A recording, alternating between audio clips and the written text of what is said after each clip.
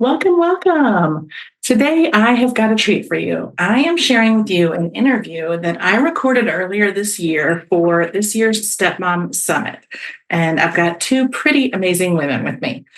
You may remember my interview with Sarah Boyd back in episode 75. Sarah is back in this interview, and she's with the mom of her stepkids, Emmy-winning journalist CATT SADLER. These ladies have made blended family life work for them in a truly amazing way. This discussion is great. We talk a lot normally about the pitfalls around the stepmom and mom relationship, but these two women show that it can work when the adults are able to put the kids' needs first. Their journey has not been perfect, but they have been able to build a blended family and a friendship that is really special. So let's talk about who they are. You may already be familiar with CATT SADLER and her work. She is a three-time Emmy-winning journalist. She's renowned for her work on E! Entertainment, where she spent more than a decade contributing to E! News, E! News Weekend, Daily Pop, Live from E! And hosting various network specials. She has also been a fixture on the red carpet over the years, covering high-caliber events and interviewing celebrities during award seasons. And she's been the co-host of the fabulous Vanity Fair Oscars Party show for the last several years. Today, she is the host and executive producer of her weekly podcast, CATT SADLER Now. CATT has appeared on The View, The Talk, The Tamron Hall Show, and many, many other programs. After choosing to leave E! Entertainment over a wage gap issue and receiving an outpouring of support, she has also become a prominent voice for the equal pay movement. She has spent much of her time championing women. She took part in the LA Women's March, spoke at the Equal Pay Day rally in New York, and starred in Luna Bar's Equal Pay Day campaign.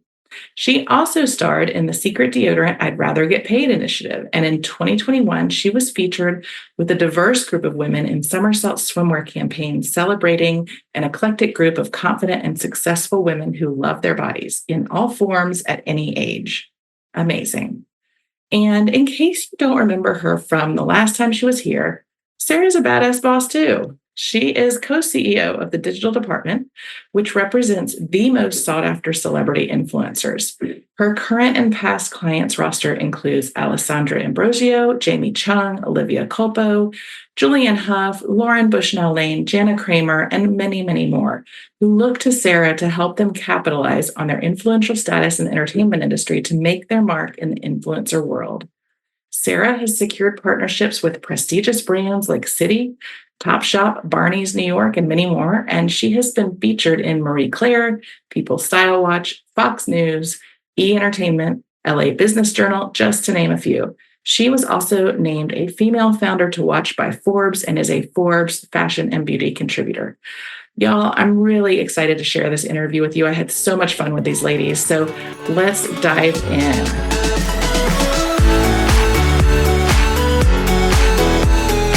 I'm Cameron. I spent years building my career and creating a life I loved. And when my Prince Charming finally showed up, he had 4 kids in tow. Fast forward through lots of mistakes made and lessons learned, step-family life was much more complicated than I realized. If you're looking for help with blended family life, you're in the right place.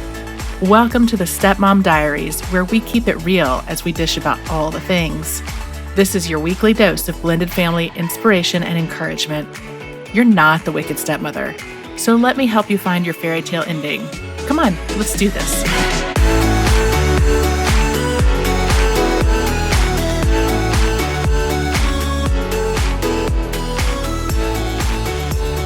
I'm so thrilled to have you here. And as I said earlier, we spend a lot of time talking at this summit and other events about high conflict relationships, all the challenges that come with blended family life. And it is so wonderful to have you both here to talk about the relationship between mom and stepmom in a really positive light, in a positive way. So let's dive in. I always love to ask women what their origin stories are. So for y'all, Kat, you married your college sweetheart and were mom to 2 boys. And Sarah, you came in as stepmom. Can y'all tell us how you got here? Oh, man. Yes, thank you for all this. I've already learned so many things through your intro. I'm a bio mom. I didn't even know that reference. I'm like, I am officially a bio mom. Yes. Yes, just to give everybody a little background, you are exactly right. I met Kyle. I feel like his name's going to come up a lot. Kyle, wow, a long, long time ago. I was a sophomore in college back in Indiana at Indiana University. And so we met there and were together in college and eventually married after college and had two beautiful boys, Austin and Orion. And when I say this part, this sounds regrettably, but they were quite young when we were divorced. Austin was 6, Orion was 2. And I met Sarah not long after that, probably a year later. I think Kyle and I had divorced, and about 6 months or so later, he told me about Kyle. And again, I do want to just, before we even preface this whole conversation with, I do understand the high conflict piece. And I do, as a child of divorced parents, I understand the family dynamic that can be so stressful and so trying and so tumultuous and cause real trauma for kids and families. And in many ways, I had some of that growing up. So after, firstly dissolving my marriage, which wasn't the proudest moment of my life by any means, there was a lot that went into that. But mostly Kyle and I agreed on one thing, and that was these boys don't deserve all that drama, and they don't deserve the back and forth of two parents with this contentious attitude and grit and bitterness and all of that. So we very much made a decision. That doesn't mean it was an easy divorce. It doesn't mean we both didn't probably have resentment towards one another for various things that we had to work through as it pertains to our relationship. But we did agree, like the kids. And we did still, I don't think we ever have lost respect for one another. And so I think out of his respect for me, the mother of his kids, he made a point to say, I have met someone and her name is Sarah. And I would like to bring her to Austin's birthday party. And I remember that call vividly because that is a big moment after you've been with someone for like 12 years at that point. We had been together a really long time. And just to hear him say, even though we were really moving forward with letting go and we both wanted mutually to kind of go our separate ways, it's still hard to hear a guy mention another girl and then he's going to bring her over. And so I can't pretend that was easy, but I will say it was much easier than I expected. Once that day came and once Sarah was over at my home and we were, we had lots of friends around and kids around and I have told this story many times, but we kind of broke bread over cutting cake, essentially. She offered to come to the kitchen when it was time to sing happy birthday. And she said, how can I help? And I said, I'll cut the cake and you can scoop the ice cream. And that's we got off on a really good note with some really warm energy. And I will just say, and then Sarah, you can tell your recollection of this day, but Sarah is such an authentic, genuine person. I mean, I guess I have to say Kyle has great taste, obviously. But she came in, I think, with an open energy and an open spirit that day that by all means wasn't off-putting or wasn't she didn't have any boundaries up. And I felt safe in her presence, and that was so nice. And so when she came up and offered that, and then we kind of got off on that right footing, it opened the door for a relationship that I think we still have today. So that was beautiful. It's honestly, I get teary thinking about it because it's important. I love that so much. I love it. And I know Sarah, we're very lucky. We're very lucky. And I think I was on the podcast a couple of months ago and I said the same story. It's kind of that moment of truth where you're okay, we can do this two ways. We can do this together or we can hate each other. Right. Yeah. I think we're the small percentage that came together everyone has to be on board. Right. And then, from my perspective, I was only 25 at the time. I was like a baby. So first of all, I'm dating this guy that's, 6 months divorced with 2 kids as a 25-year-old, and I'm still figuring out life. So that was a big deal to even start dating him. And then I'm now I'm coming into CATT SADLER on E. Now my new, I don't know, sister-in-law, whatever we call each other. So just me coming into that situation as a little like young adult, I was really nervous to come and meet everyone. And, it's her home and her friends and her family. So I was just kind of like, I'm here, I'm supporting. How can I help? I just wanted to kind of know, I knew my boundaries, and I didn't want to come in and, be, something I wasn't. So, that was the first meeting. And then I forget after that, I think we all did a family dinner, and we would go out sometimes to eat with all the kids. And then you started dating someone, and then we really became a family. We'd go on trips together, and we were, together all the time. And I think the beauty of it was we didn't have this strict divorce guidelines schedule, right? It's CATT would have an event. We come grab the kids. There's no structure of they're only here on Wednesdays and weekends. Kyle is the most involved dad ever. And he's, I know you guys decided together, but there wasn't this 50-50 or 70-30. It was just, we all want to be there for the boys. And if we want them this weekend, or if you're going away, we'll help out. We really, truly all helped each other and acted as one family. I love that. And I love, Kat, that you and Kyle were able to kind of sit down as you were splitting up. And the hardest thing to do in someone's life is to make that decision, especially when there are kids involved. But that you were able to kind of look at each other and say, you know what, for the sake of the love that we had and the love that we have for the kids, we're putting them first. We're just not going to, worry about any frustrations we have with each other, because we've got to.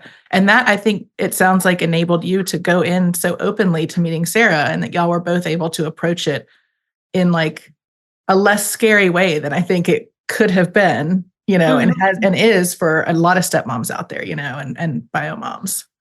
And let's break the cycle. We all have choices. And I think one of the things Kyle and I probably got connected over and understood very deeply about one another is I knew he did have a lot of pain about the contentious nature of his parents, and no child ever, listen, all parents, now that I am one, I know that I'm forever learning, and I make my own mistakes, and I certainly have a lot of my own flaws. And that's why, when you become a parent, you look at what your parents did a little differently, and you give them a little more grace, because it isn't easy. Totally. But both of us were, subjected to that. Oh man, birthday parties are so uncomfortable, and my dad and my mom, they can't get along. And that pains me so much. And when you carry that for so many years, and it really, does stick with you, and you think, wait a minute, here we are at a crossroads, and we could do this a different way. I am really glad that we both had that same perspective. There was only one way that we were going to do this. So, yeah. And back to Sarah's point about the flexibility piece, I do think that's huge. It wasn't so structured or so stringent, or we weren't staring at a paper or what a divorce decree said. We just really tried to make it work, and really day by day. And it took this unit, all of us, working together a lot. Yeah. There were many days where we're who's picking the kids up from school? I think Austin or Ryan was left at school one day, because we're all on a family group text. And it's it was day by day, and we were all working together, because it does take a village to raise two boys in LA. Totally. Totally. Yep. Well, so, okay, y'all meet and you hit it off, or at least, you like each other at first and all that. Was it all unicorns and roses going forward and rainbows, or, did you have any kind of hiccups along the way?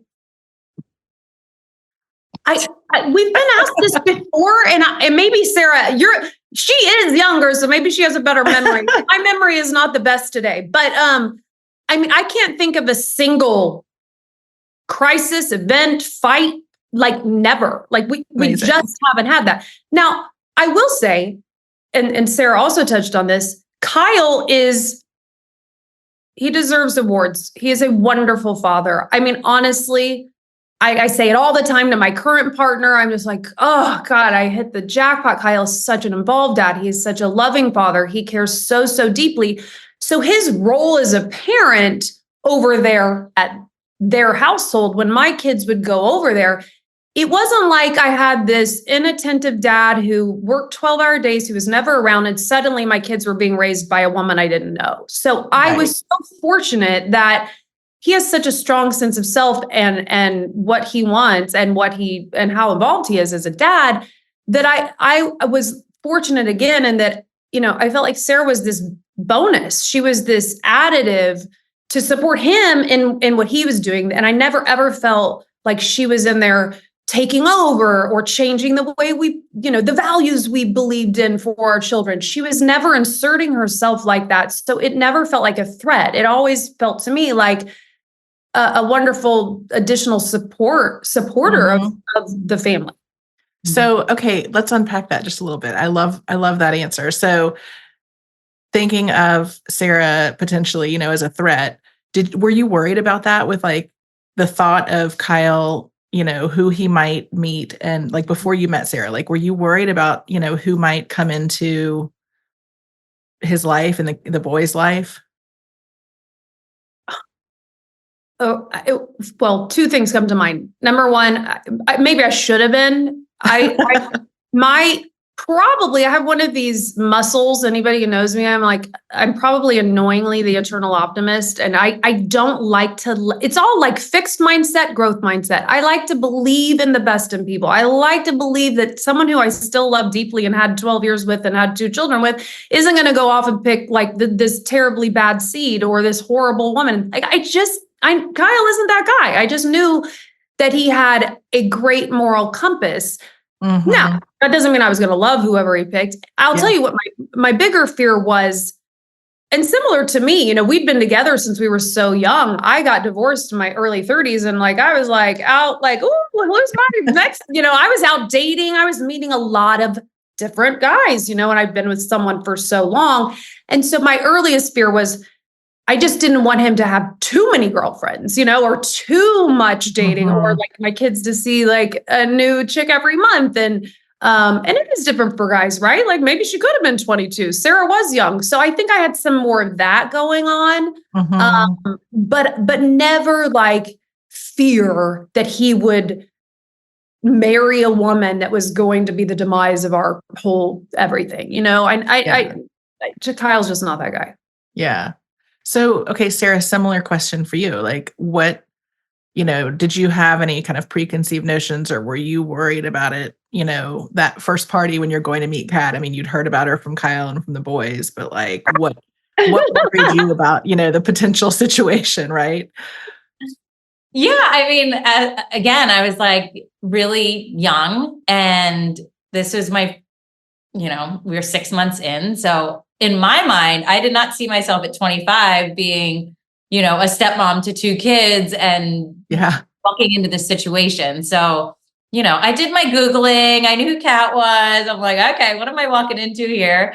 But I was nervous, but I didn't know. I mean, Kyle gave me all the backstory on like who she is as a person. And obviously if they were together for that long, like I knew she was a good down home Indiana girl. Yeah. But, no, I mean, I was just a little nervous. I think it wasn't the fear. It was more just like, this is my new life. What am I walking into?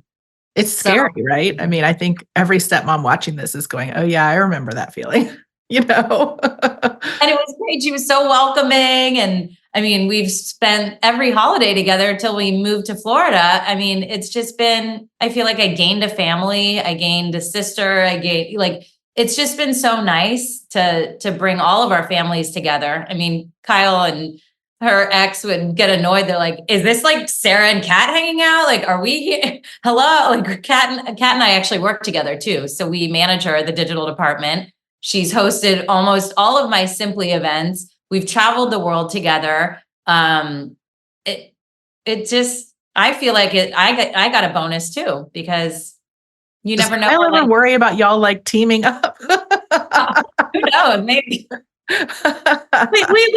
we do joke. There have been a couple like where we look at each other winks about like, Kyle, because we know him so well. I mean, that's just fun, but it's very tongue in cheek, but it's kind of nice. There's really no teaming up, but it is interesting to know someone so well and what makes them tick and how they operate. And we can kind of like look at each other. It's kind of like with your siblings, how you look at your parents, and sometimes you're like, oh, sometimes Sarah and I can, we know a little bit.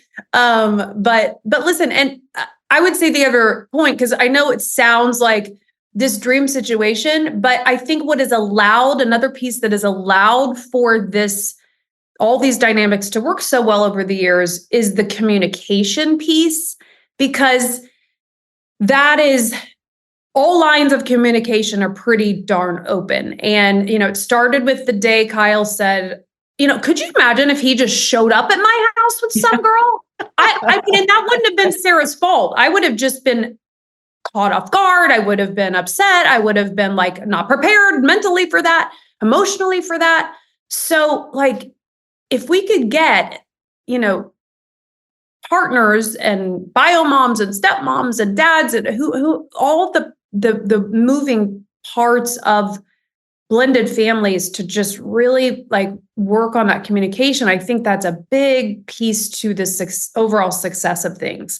And not to say it wasn't difficult. I mean, the most difficult part, even though they lived a mile away from me for most of the child rearing years until they just moved to Florida a couple of years ago, we were all here in LA. And, that was probably the heavy lifting, was the coordination, because we had two very busy kids. We were in a very busy city. We had basketball practice. We had football practice. We had baseball practice. We had, my work events were like, it's entertainment, and Sarah's big events. She's throwing conferences, and Kyle's getting on planes to travel for work. So that was a lot. We have spreadsheets, I think, at one point, and we tried weekly emails at one point, and it was like, okay, Tuesday's this, and so and says that. And so it really does take all hands on deck. I mean, that was a lot of it. And any divorced parents know what the back and forth between kids is just like, oh, they left their backpack, or, oh, there's an assignment over there. Oh, his baseball bag's in your trunk. And that was a lot. Oh my God, 100%. That's really like never ending details. And I'm actually going through that a little bit again. My current partner has 4 kids. So interestingly enough, we are not married, but for my first time ever, I am in a bit of Sarah's position where I am not the mother of these kids, and they are with us 50% of the time. And I am, for the first time in my life, kind of navigating what it's like to not be the bio mom with children. So it's been interesting. Well, so I will tell you, I mean, a lot of women I work with, they're like, well, I don't know if I'm a stepmom or not because we're not married. Yes, you are. You're a stepmom. Okay. So you now are stepmom and bio mom. You're a bio mom and a stepmom. Look, you're learning everything today. Put that on my resume, Sarah. Okay. But it's a lot. And I mean, I think you're right. The communication is so key. To have the good communication, though, you do have to have the two partners who are willing to kind of take themselves out of it for a hot minute and make it about the kids. And that can be really, really challenging, It's amazing when it works.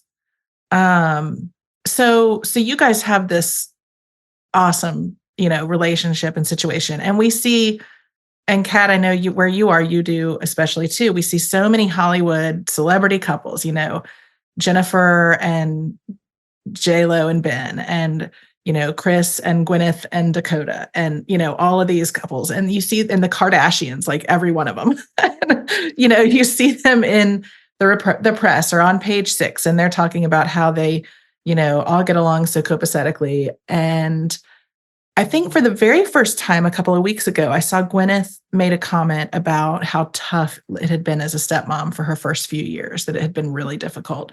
That's the first I have seen of a big celebrity talking about the challenges. So is it just that they all like have it more together than the rest of us? Or, what do you think it is that, some of those folks can sort of at least have the appearance, or are they just better at hiding it, behind closed doors than the rest of us? Yeah. You know what I think? I think Hollywood is probably just like anywhere else, USA, because we're hearing both stories. Because even though we might have these examples like Chris and Gwyneth consciously uncoupling, for every Chris and Gwyneth, there's probably 100 of the opposite of that, right? There's also you just have to turn on Bravo or whatever to see, or, any talk show to see how many instances where that isn't the case. Like I'm thinking of, what pops to mind was like Brian Austin Green and Megan Fox or something. I think they had a like tumultuous situation. So while there are some nice examples and true stories, much like ours, there's also so many that are struggling and have issues. And there's like, litigation and nonstop legal. And, that really does go on. It's so terrible. And I cannot imagine living that alternative experience of a divorce. But I will say, I'm an acquaintance of Gwyneth, so I've heard her personally tell the story. And I also had another one of their very good friends on my podcast, Jennifer Meyer, who told the story of her divorce to Tobey Maguire and used Gwyneth as that example. So, which was like, I literally was in their kitchen and Chris walks in the door and she's making him a quesadilla. And, and it is possible. And I will just say this, I don't know the answer to your question, but for the people that do get it right, especially maybe in Hollywood, they're successful for a reason. Successful people are successful at most things they do. So if you have the ability to create this huge empire and you are work your tail off and hustle your life and you've built what you've built, regardless of, well, I don't want to say, some people are more privileged than others, and some people are Nepo babies in Hollywood, and some people have an easier foot in the door. But successful people generally operate pretty successful in most areas of their life. And so if you apply what you think and how you behave and the choices you make to your marriage or even your divorce, you can be successful at it. You really can. And so, it's like any other, almost like a business. It's your family and it's personal. But there are ways and things that you can do and practices that you can apply to make it better. Maybe not perfect. And, you do hear horror stories and people, who have been wronged or, their partner did the unthinkable and their ex is like, does pick a bad partner. And then it's like constantly, like chronically difficult. But my only advice would just be like, it's a day-by-day situation. And, you have to think in all of those moments, is it better to open my heart and be loving and forgiving? Or is it, anger really doesn't serve us well, and like keep work on yourself, be there for your kids, be an example. They will mirror you and your behavior. Don't talk about your ex. Don't badmouth your ex. Like I know people in my circle who have exes who alienate the kids from the parents. And it breaks my freaking heart. I'm like, could you imagine hearing your own parent talk just so cruelly and horrifically about their other parent? Regardless of if it's based in fact or not, it's still not the kid's fault. And that really gets me going. That is all spot on. So spot on. So now that you are wearing the stepmom hat too, what are you carrying over from, your relationship for all these years with Sarah into this new situation with your partner's kids? Well, luckily Greg is a great dad and super, super hands-on and super involved. So it's not like he's like, the kids are coming and he disappears, which is really, really nice. So, I've just been tiptoeing in. I think that's what I've been approaching this just very gently. They love their mother so much. I hear about her all day, every day. I echo everything back to them about her. And there's actually 2 mothers of his 4 kids. And so I just always try to make a point to inquire about when they talk and speak about their mom. I always try to make a point to hear them and reinforce their love of her.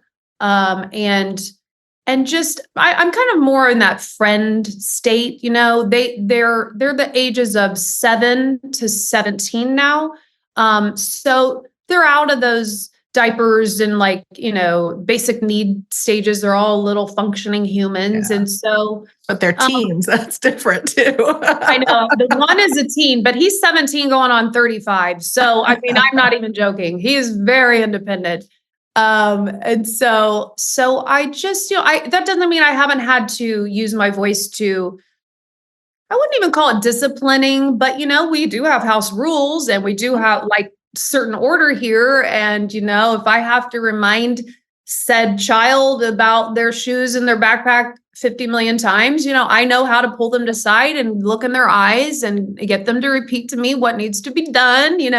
I think it does help that I'm a mom, and I think my partner appreciates that. But I'm treading lightly and gently and respectfully because I do want them to go home and share with their mom that I'm not overbearing or bossy or, changing everything that they've ever known before. I'm just trying to be kind of, I guess, emotionally intelligent about the whole situation. Yeah, that's great. And I know it's informed by, all of your experiences, and that's amazing. But this has been such an interesting discussion. I really do love being able to kind of show our stepmoms, a relationship that's really positive and loving. And any last pieces of advice before we leave from Sarah, you, or from CATT, you, either one?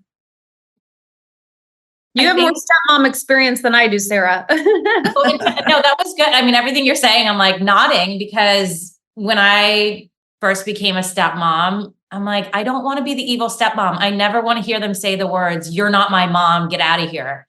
And I was just always a support to Kyle. And I was like their friend, and like they loved being around me. And I just wanted to be that for them. And I was like, they've got a mom that's very involved. They've got a dad that's very involved.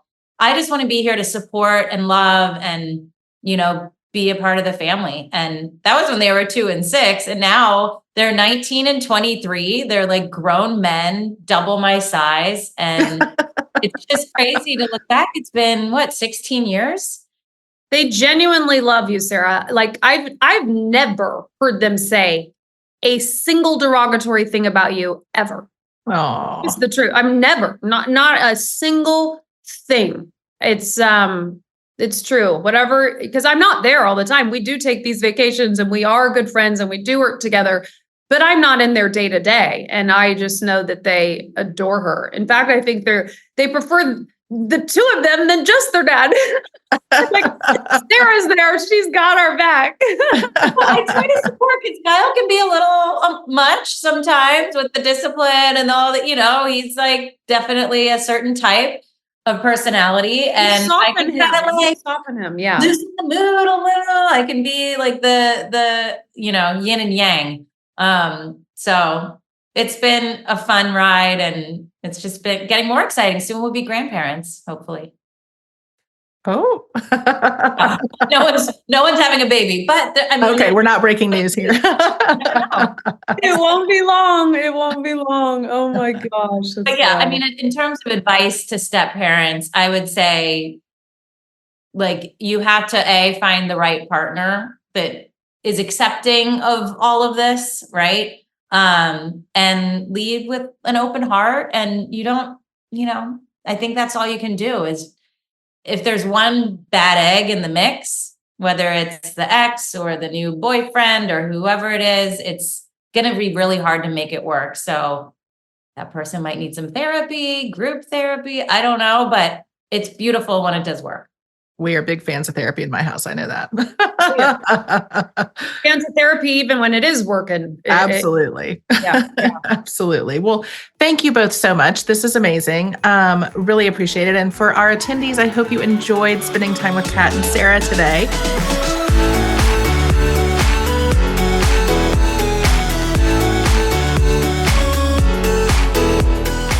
That's it for this week. If you've enjoyed our chat, I hope you'll help spread the word. Share this episode with friends, and head on over to wherever you listen to podcasts and leave me a review. And don't forget, for more great stepmom content, head on over to thiscustomlife.com and follow me on social media. Just search This Custom Life on Facebook, Instagram, Twitter, and Pinterest. Until next time, you keep being you and know that we are in this together. See you here next week.